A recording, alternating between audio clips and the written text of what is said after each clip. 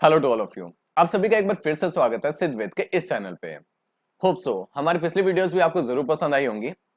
आज का हमारा टॉपिक है quadratic equations. Class 8th, class 9th and class 10th आप तीनों की मैथ्स की बुक में आपको क्वाड्रेटिक इक्वेशन जरूर मिल जाती है सॉल्व करने के लिए। क्लास 8th और क्लास 9th आपके पास ये टॉपिक रहता है फैक्टराइजेशन। क्वाड्रेटिक इक्वेशन जिसे हम हिंदी में बोलते हैं द्विघातीय समीकरण। तो क्लास 8 और क्लास 9th क्योंकि आपके लिए फैक्टराइजेशन का टॉपिक है, एंड क्लास 10th आपके पास ये एक्जैक्टली पूरा चैप्टर ही है, यानी कि द्विघात समीकरण है क्वाड्रेटिक इक्वेशन नाम से आपके पास एक्जैक्टली ये चैप्टर है। एनसीईआरटी में आपके पास में भी ये चैप्टर 4 होगा। तो आइए क्वाड्रेटिक इक्वेशन को सॉल्व करना सीखते हैं कि इन्हें कैसे सॉल्व किया जाए।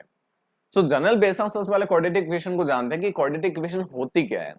सो ऐसे पॉलिनोमियल्स जिनकी मैक्सिमम पावर 2 है, यानी ऐसे पॉलिनोमियल्स जिनकी डिग्री 2 होती है, इन्हें हम बोलते हैं क्वाड्रेटिक इक्वेशन। किसी भी इक्वेशन में अगर आपको मैक्सिमम पावर 2 मिल जाती है तो समझ जाइए वो क्वाड्रेटिक इक्वेशन है। और क्वाड्रेटिक इक्वेशन को सॉल्व करना बहुत ही ज्यादा इजी वे है। क्लास 10th आपके पास इनको सॉल्व करने के लिए 3 अलग अलग तरीके दिए गए हैं। सो ओवरऑल क्लास 8, क्लास 9 और क्लास 10 आप तीनों के लिए सबसे पहले और सबसे इजी तरीका मैं लेके आया हूं, that is split the middle term या मिडल टर्म स्प्लिटिंग। इस प्रोसेस को बोलते हैं। किसी भी क्वाड्रेटिक इक्वेशन को हमेशा आप ध्यान रखिए कि हमेशा इस ऑर्डर में जरूर सेट करना कि सबसे पहले आपके पास एक्स स्क्वायर की टर्म हो, यानी वेरिएबल का स्क्वायर हो, देन आपके पास सिंपल वेरिएबल हो, और उसके बाद में आपके पास होगा नॉन वेरिएबल। कई बार होता है कि क्वेश्चन आपको कंफ्यूज करने के लिए इनको रिप्लेस कर लेता है, इनकी जगह चेंज कर देते हैं। बट आपको हमेशा ये ध्यान रखना है सबसे पहले एक्स स्क्वायर, उसके बाद में सिंपल एक्स, और उसके बाद में non variable.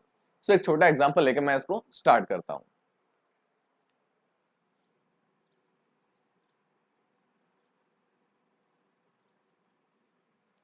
So our example is x square plus 7x plus 12। आप देख सकते हैं मैंने इसे इसी ऑर्डर में सेट किया है, एक्स स्क्वायर, एक्स और नॉन वेरिएबल।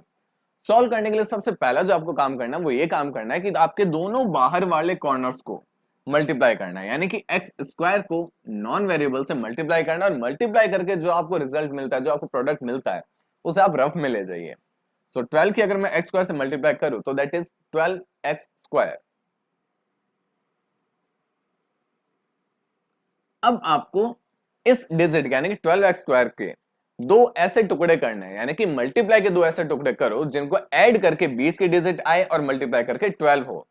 मे भी आपके लिए एक बार कंफ्यूज हो, तो इसके लिए हम क्या काम करते हैं कि 12 के फैक्टर्स ढूंढो, यानी ऐसे डिजिट जिनको मल्टीप्लाई करके 12 होता है। तो क्या क्या हो सकता है, दैट इज 6 2 12 पॉसिबल है, 4 3 12 पॉसिबल है, 12 1 12 ये भी पॉसिबल है।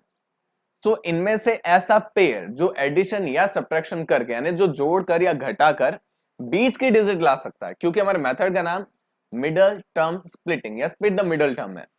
सो इनमें से ऐसा कौन सा पेयर है जो ऐड या सब्ट्रैक्ट करके 7x ला सकता है, हमें ये देखना है। तो देखो 6 में अगर 2 ऐड करता है तो दैट इज 8, और 6 में अगर 2 लेस करता है तो दैट इज 4। 7 नहीं आया, मतलब ये पेयर हमारे काम का नहीं है। 4 में अगर आप 3 ऐड करते हो तो 7 आता है। तो क्योंकि 4 और 3 ऐड होके 7 जरूर लाता है, तो आप इस पेयर को यूज कर सकते हो, और ये दोनों पेयर अभी आपके काम के नहीं है तो इन्हें स्किप कीजिए। So that is 4 and 3। जो भी आपके पास यहाँ पर वेरिएबल है उसे डिवाइड कर लीजिए, यानी एक्चुअल में आपके पास यहाँ पे एक्स स्क्वायर है, तो इन दोनों में इन्हें डिवाइड कर दो, बांट दो। दोनों में आप एक एक एक्स दे देंगे, that is 4x and this is now 3x। क्योंकि ये मिडल टर्म स्प्लिटिंग है तो आप इस 7x की जगह इनके दोनों टर्म्स में स्प्लिट कर दीजिए, और बाकी as it is x square plus 12 और 4x और 3x। आप देख सकते हैं 4x और 3x मिलकर 7x होता है। अब यहाँ पर एक बड़ी चीज सीखने को ये होती है कि इन्हें कौन सा साइन दिया जाए। दोनों पॉजिटिव साइन होंगे, दोनों नेगेटिव होंगे, एक पॉजिटिव एक नेगेटिव, या कैसे। सो ये भी काफी इजी है समझने के लिए। एक चीज आप हमेशा फोकस करो कि जो भी साइन यहाँ पे आपके पास मिडल डिजिट का रहेगा, यानी बीच वाले डिजिट का रहेगा, ये साइन इनमें से बड़ी डिजिट को ही देना है, दिस इज फॉर श्योर। तो अगर ये प्लस का 7x है तो इनमें से बड़े डिजिट यानी 4x को प्लस मिलेगा, अगर 3 बड़ा होता तो 3 को प्लस मिलता, जो भी बड़ा है उसे दे दीजिए। अब क्योंकि इससे प्लस मिला है तो इसका मतलब ये नहीं हो जाएगा कि इसको आप माइनस दे दे, नहीं अभी नहीं।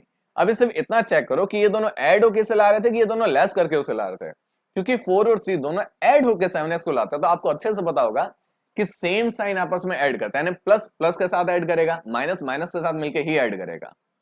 तो क्योंकि ये प्लस का 4x है, इसे भी प्लस का 3x कीजिए। अब देख सकते हैं आप प्लस 4x प्लस 3x दोनों मिलकर 7x हो रहे हैं, यानी कवर है।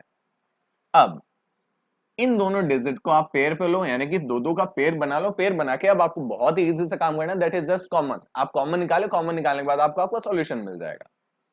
इन दोनों में आप देखेंगे कॉमन क्या है, तो दोनों में मेरे पास x है कॉमन, नेक्स्ट एक एक्स से इसका एक एक्स सॉल्व हो जाएगा, तो एक एक्स अभी भी आपके पास बच जाएगा, प्लस इसके एक्स से उसका एक्स गया, आपके पास बचा 4। कॉमन आपने इन दोनों टर्म्स में निकाला था, ओके, ये एक आपके पास फैक्टर बन गया। नेक्स्ट प्लस, अब इन दोनों में आप देखेंगे इन दोनों में आपके पास कॉमन है 3, क्योंकि ये 3 से दोनों सॉल्व होते हैं, तो 3 मैंने अगर कॉमन लिया तो 3 से 3 सॉल्व, बचा आपके पास x, प्लस से आप प्लस डिवाइड करेंगे प्लस, एंड 3 से 12 4 times.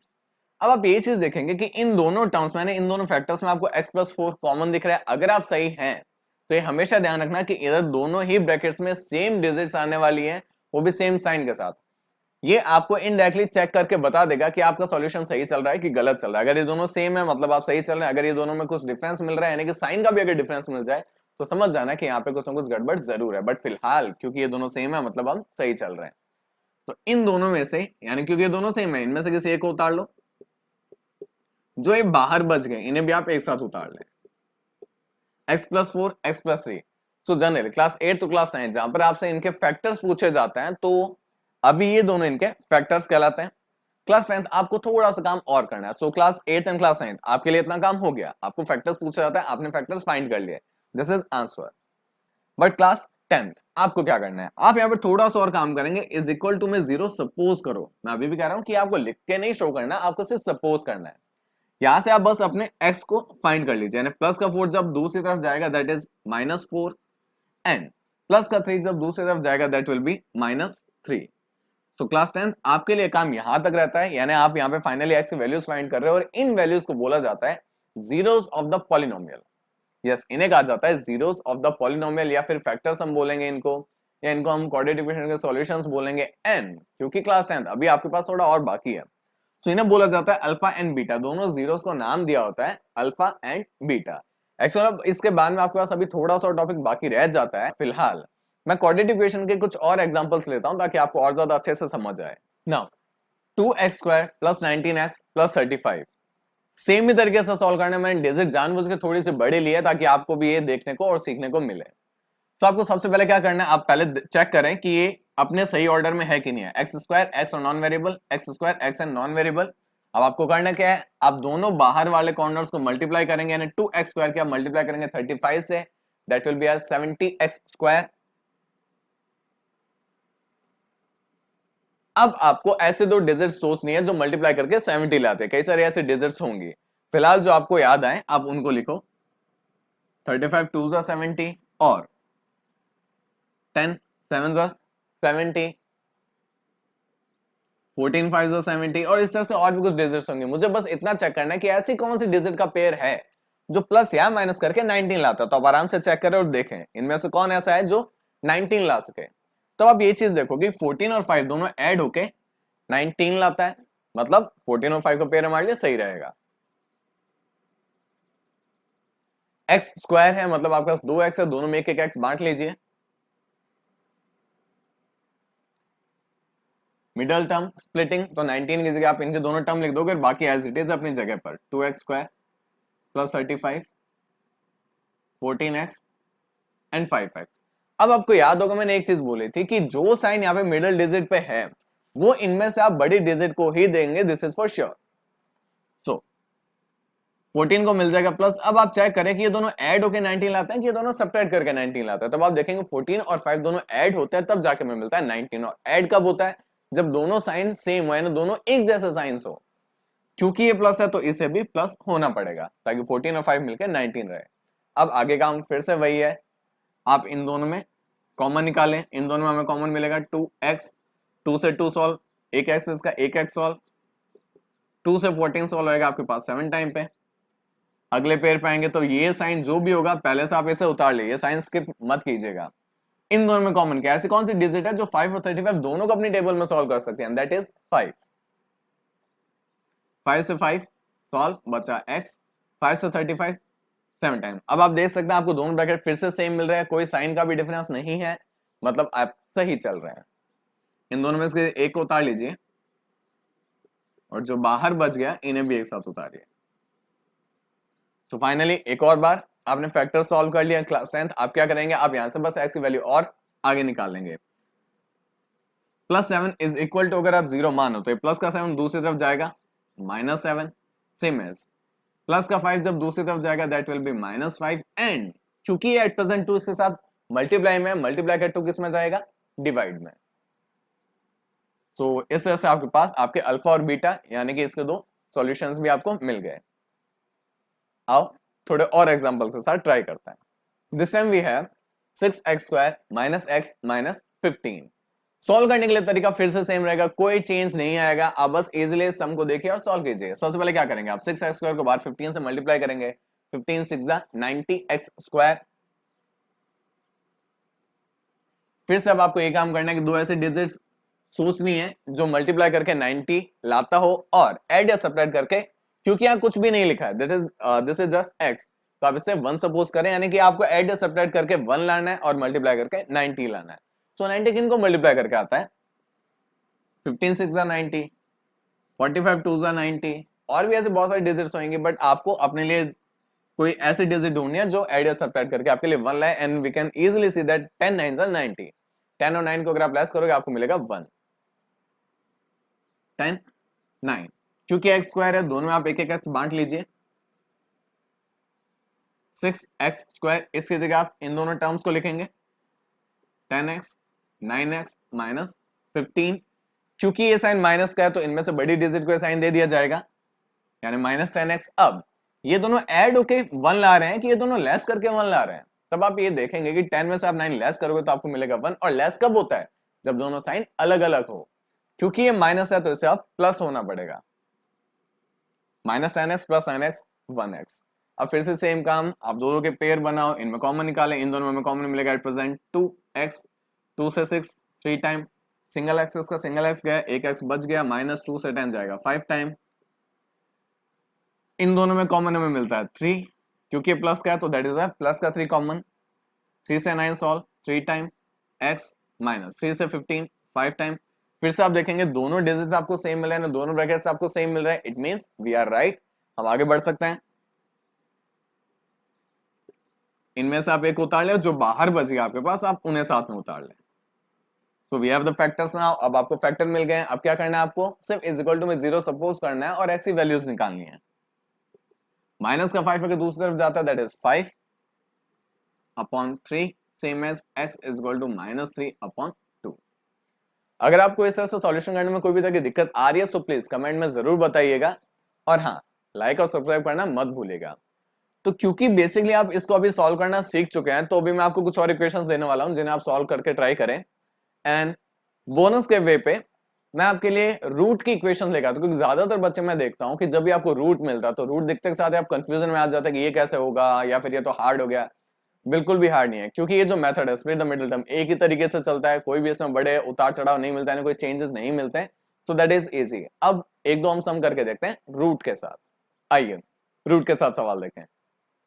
So the thing is again same तरीका, कोई आपको एक्स्ट्रा अलग से करने की जरूरत नहीं है, सेम तरीके से आप सॉल्व करें।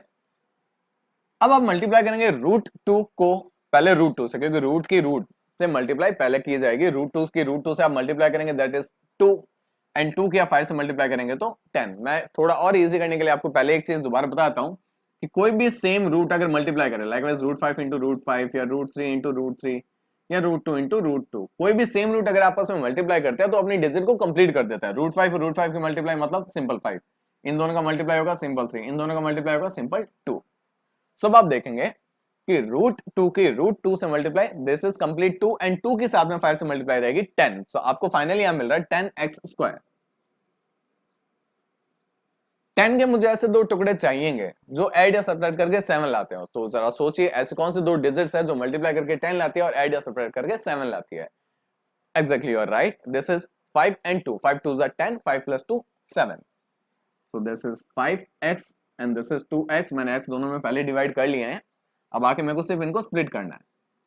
√2x² plus 5x plus 2x plus 5 √2। मैं इनको इस बार साइन भी पहले से दे चुका हूं, क्योंकि बीच में प्लस का साइन है, इनमें से बड़ी डिजिट को दिया जाएगा, और ये दोनों क्योंकि ऐड होकर 7 ला रहे हैं तो दोनों साइन एक जैसे होंगे, यानी दोनों प्लस होंगे। अगर ये सब्ट्रैक्ट करके 7 लाते हैं तो दोनों अलग अलग साइन कर लिए जाते हैं। नेक्स्ट थिंग कॉमन फाइंड करना है मुझे। इन दोनों में कॉमन क्या मिलेगा मुझे, x। आप देख सकते हैं x इसका एक x गया और साथ में आपके पास बच जाता है √2, तो √2 को भी साथ में लिखेगा √2x प्लस x से ये x सॉल्व, बचा आपके पास 5। इन दोनों में जब आप कॉमन निकालने के लिए जाएंगे तो आप आराम से देख सकते हैं कि एट प्रेजेंट क्योंकि ये कंप्लीट 2 है, ये कंप्लीट 2 का मतलब यहाँ पे दो रूट 2 आपस में मल्टीप्लाई कर चुके हैं तभी ये कंप्लीट 2 बना है। सो एक रूट 2 इधर है और एक रूट 2 आपके पास इधर है, इन दोनों में आप कॉमन निकालेंगे दैट इज रूट 2। रूट 2 से उसका एक रूट 2 सॉल्व एंड एक रूट 2 बच गया, साथ में आपके पास x प्लस रूट 2 से रूट 2 सॉल्व, बचा आपके पास 5। दोनों ब्रैकेट्स आप फिर से देख सकते हैं, दोनों ब्रैकेट्स हमारे पास सेम है, it means we are right. आगे चलिए इन दोनों में से किसी एक को लिख लीजिए यहाँ, एंड जो बाहर बच गए उन्हें भी एक साथ लिख दें। And again we have found a factors, हमें अपने फैक्टर्स मिल चुके हैं। इन फैक्टर से आगे चलते हैं। x is equal to plus का 5 दूसरी तरफ जाएगा दैट इज -5 मल्टीप्लाई का रूट 2 अपॉन में सेम थिंग प्लस का रूट 2 दूसरी तरफ जाएगा माइनस का root 2 and we have are alpha and beta, यानी कि हमें इसके दो जीरोस मिल गए हैं। एक और रूट का सम ट्राई करते हैं। Okay now let's see this one. फिर से वही दोनों बार वाले कॉर्नर्स का इस बार आप मल्टीप्लाई करेंगे तो 4x स्क्वायर के आप 3 से मल्टीप्लाई करें दैट इज 12x स्क्वायर, इसे रफ में लेके जाएं। फिर से मेरे को दो ऐसे डिजिट्स चाहिए जिनको मल्टीप्लाई करके 12 है, लेकिन ऐड या सब्ट्रैक्ट करके रूट 3 चाहिए। क्योंकि ऐड या सब्ट्रैक्ट करके मुझे रूट 3 चाहिए तो आप ध्यान देना कि आपके दोनों डिजिट जो पेयर बनेगा उसके दोनों डिजिट्स में रूट 3 रहना चाहिए। अगर मैं दोनों तरफ रूट 3 और रूट 3 पहले से रखूं तो आपको पता है रूट 3 और रूट 3 मल्टीप्लाई करके 3 वैसे ही कर देंगे, बचा क्या 4। तो 4 के लिए मुझे चाहिएगा 2 रूट 3 एंड 2 रूट 3, 2 2 जा 4 रूट 3 कंप्लीट 3 4 3 जा 12। तो इस तरह से मेरे जो नया पेयर है जो मेरे पास नई डिजिट है दैट इज 2 रूट 3। दोनों में मैं एक एक एक्स बांट लूंगा क्योंकि मेरे पास एक्स स्क्वायर है। अगर कभी ऐसा हो कि इधर एक्स की पावर 4 मिले एक्स की पावर 8 मिले तो आप इनको डिवाइड कर लेंगे इक्वली 2 2 पे या 4 4 पे। नाउ 4x स्क्वायर इसके जगह इसके splits 2 root 3 x 2 root 3 x plus 3। ये साइन आपको पता है इनमें से बड़ी डिजिट को मिलेगा फिलहाल, क्योंकि दोनों इक्वल है, तो दोनों को सेम साइन यानी प्लस कॉमन। इधर 4 है और 2, वैसे तो आप जनरल देखेंगे इधर आपको सिर्फ एक x ही कॉमन दिख रहा होगा और दूसरा से आप देख सकते हैं कि इजीली 2 से भी सॉल्व होते हैं, तो मतलब कॉमन है 2x 2 से 4 2 टाइम 1x से 1x सॉल्व 2 से 2 सॉल्व, बचा आपके पास में रूट 3 प्लस इन दोनों में कॉमन निकालेंगे फिर से पिछले सम की ही तरह, क्योंकि यहाँ पर कंप्लीट 3 है तो समझ जाइए यहाँ पे 2 टाइम्स रूट 3 है आपके पास, तो एक बार रूट 3 और एक बार रूट 3 हमारे पास कॉमन है। यहाँ रूट 3 से रूट 3 सॉल्व, बचा 2x रूट 3 से रूट 3 सॉल्व, बचा रूट 3। और एक बार फिर से आपके पास दोनों ब्रैकेट्स में सेम डिजिट्स है, सेम डिजिट्स का होना मतलब हम सही चल रहे हैं। 2x plus root 3। So these are factors of this polynomial, यानी इस polynomial के फैक्टर्स हो गए, क्योंकि मुझे सॉल्यूशन चाहिए, इसके जीरोस फाइंड करने हैं। x is equal to plus का रूट 3 दूसरा माइनस का root 3 upon 2, x is equal to minus root 3 upon 2। So these are the zeros और I can say that alpha and beta. एक चीज हमेशा याद रखिएगा, क्वाड्रेटिक इक्वेशन को कभी भी आप सॉल्व करेंगे या किसी भी तरीके से सॉल्व करेंगे, क्योंकि क्लास 10th आपके पास इसको सॉल्व करने के लिए 3 अलग अलग मेथड है, split the middle term, completing the square and third one is binomial formula या श्रीधर आचार्य फॉर्मूला। क्वाड्रेटिक इक्वेशन के हमेशा आपको 2 सॉल्यूशंस जरूर मिलने वाले हैं। सो एट प्रेजेंट ये मेरे पास दोनों सॉल्यूशंस। सो जो मेरी नेक्स्ट वीडियो रहेगी, नेक्स्ट वीडियो में ट्राई करूंगा अभी आपको थोड़ा सा और एक्सप्लेन करने की, क्योंकि जब आप ये सॉल्यूशंस निकाल लेते हैं, क्योंकि अभी आपके पास जीरोस है, इन्हें हम बोलते हैं जीरोस। इन जीरोस का इक्वेशन के यानी कि पॉलिनोमियल के जो कोफिशिएंट्स हैं, यानी x स्क्वायर के साथ जैसे 4 लग रहा है या x के साथ 4 रूट 3 लग रहा है, इनके बीच में एक रिलेशन होता है जैसे हम सिंपली बोल रहे होते हैं कि relation in between coefficients and zeros of the polynomial. तो अगली वीडियो में हम उन रिलेशन को जरा अच्छे से समझेंगे और सीखेंगे। That will be my part 2 for the quadratic equations. और ये भी ध्यान रखना कि क्योंकि आपके पास बुक में कुछ ऐसे सम्स हैं जो वर्ड प्रॉब्लम्स है, वर्ड प्रॉब्लम से जब आप इन्हें सॉल्व करते हो तो आपको बड़ी दिक्कत आती है वर्ड प्रॉब्लम से पहले इक्वेशन बनाना। तो मैं जरूर आपके लिए काम करूंगा कि जितने भी मेरे को वर्ड प्रॉब्लम्स आपकी बुक में दिखेंगे उन सारे वर्ड प्रॉब्लम्स को इक्वेशन में कैसे चेंज कर रहे हैं, कि इक्वेशन कैसे बना रहे, मैं उसकी भी एक एक्सप्लेनेशन वाली वीडियो जरूर बनाऊंगा। अगर आपको ये वीडियो अच्छी लगी हो तो प्लीज लाइक जरूर कीजिएगा, शेयर जरूर कीजिएगा, और अगर आपने अभी भी ये सब्सक्राइब नहीं किया चैनल तो प्लीज सब्सक्राइब कीजिए। Thank you.